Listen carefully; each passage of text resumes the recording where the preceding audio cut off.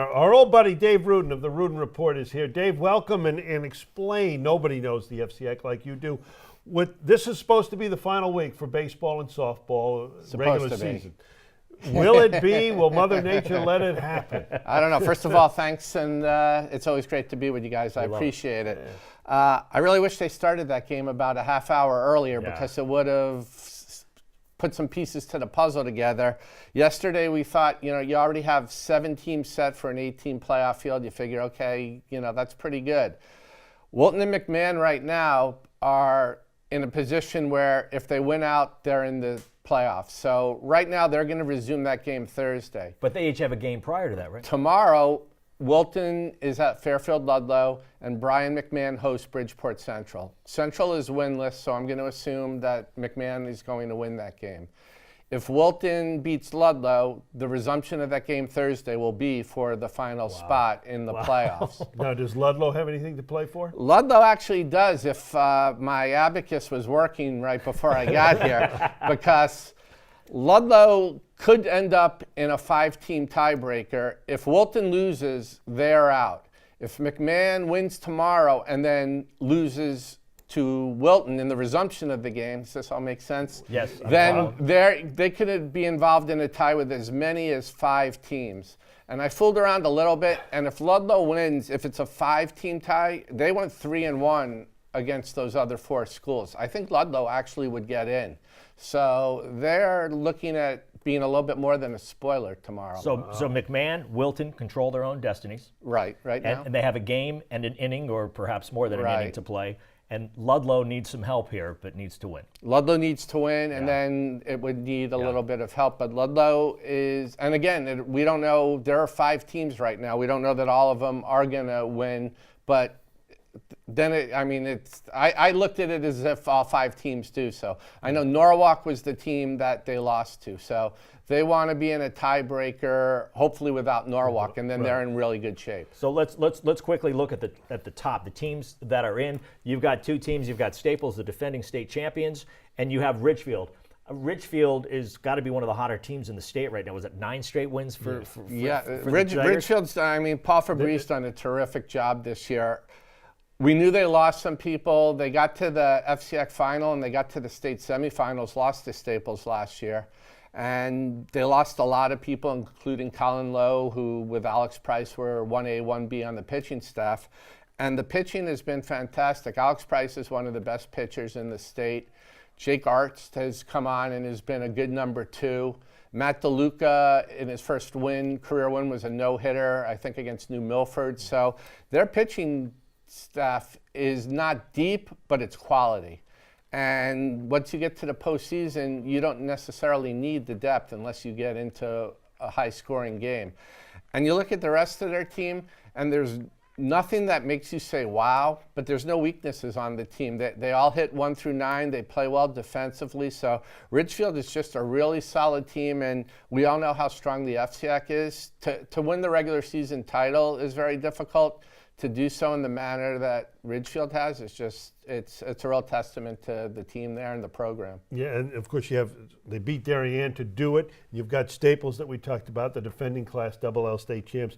Have they were real hot to start the season. They've struggled a little bit if you can call it struggling. Well, they kind of picked it up toward the end here. Yeah. Right? Now they're as hot as any team, and I saw them against New Canaan yesterday, and Jack McFarland has his rotation all lined up. If they were to assume get to the finals, we'll be looking at Chad Knight in the quarterfinals, Harry Azadian in the semifinals, and back to Chad Knight in the finals. So Chad Knight's thrown very few innings, so he's well rested.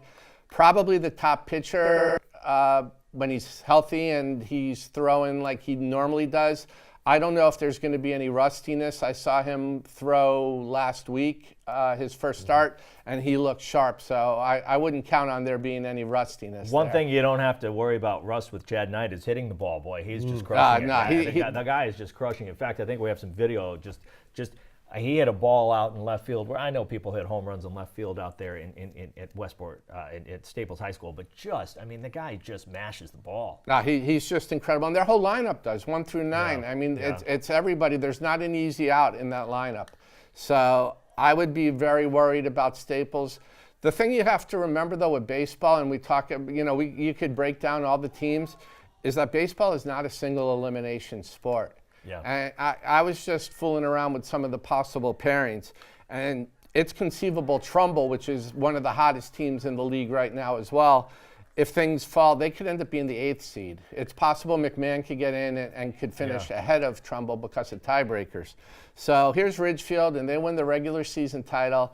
And what's their gift? They get to play Trumbull in the first round, which is not only hot, but Ben Farrell will get the start. So that's why you see so many ups. I don't even like to use the word upset, but that's why you see so many 5 through 8 seeds win the FCIAC championship, and why you see in the state tournament, because one hot pitcher, if you can get by the first round, it's almost easier to win the championship game than it is to win a first round game. And you would think with the number of large schools and good baseball programs in the FCIAC, they're going to meet up with one another in the state tournament as well down the line before and maybe even in the final. Now that always happens. I mean, it happens in almost every sport because the FCIAC is so strong and has so many Class L schools.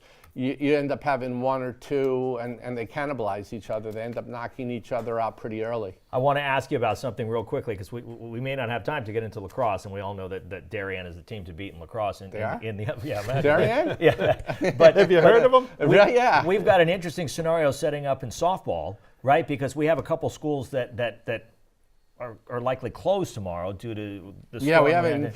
We haven't even gotten into, and that affects baseball too. In that Danbury and Ridgefield, that whole area, I'm told, was hit worse than any part of the state. Danbury and Ridgefield don't have school tomorrow. I know I texted Chip Salvestrini, the Danbury AD, before, and he said they have to get superintendent's approval to play games. So it's conceivable that they don't play games, which means Danbury still has to play a couple of games against teams that are already in, so that's going to affect seeding. And I looked over the softball standings before I got here, and they have 7 teams set, and the 8th is Fairfield, Ward, and Ridgefield, and they actually are supposed to play each other. So that's for, you have another, you could be looking at Fairfield, Ward, and Ridgefield, and then having McMahon and Wilton in that being winning in.